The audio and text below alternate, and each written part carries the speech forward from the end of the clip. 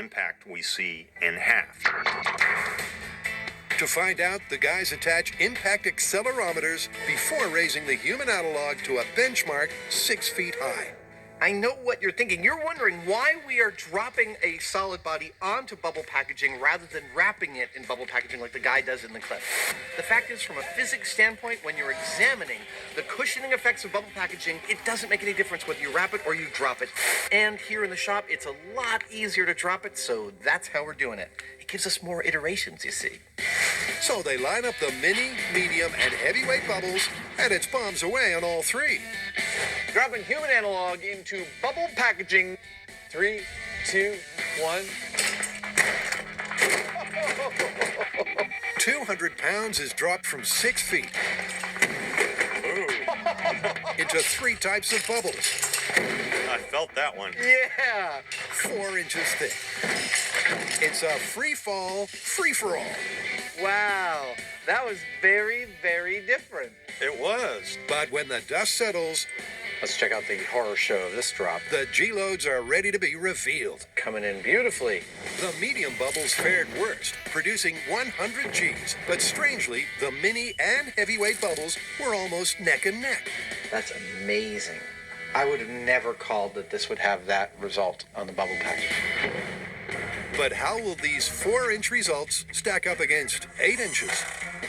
Now we're doing the same set of tests again, except this time with double the thickness of bubble packaging material. We expect that we'll get better results. The question we have is, how much better? Hold on tight. It's time to release the pounds. 8 inches thick. Here we go. 3, 2, 1. 8 inches of wrap has the human analog making a break for it. The question is, will the rebounds pop out different G-loads? That is really scary as hell. This time, the mini bubble had the least trouble with 35 Gs, while medium and heavyweight are both on 40. But what's crucial is that doubling the bubbles has cut the G-load in half. That was very interesting. 8 inches, very different than 4 inches. Yeah. I've always said it. But will that pattern continue at 16 inches? 3, 2, 1. Science is dangerous.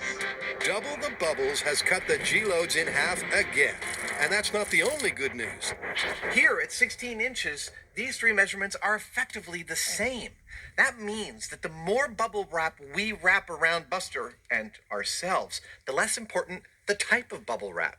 I would not have called that. Yep, it's been a successful small-scale test, because it seems that with a thick enough bubble burrito, a Mythbuster may survive the dive. But their shop drops were short. Will things still be looking up when they raise the stakes? That was magnificent.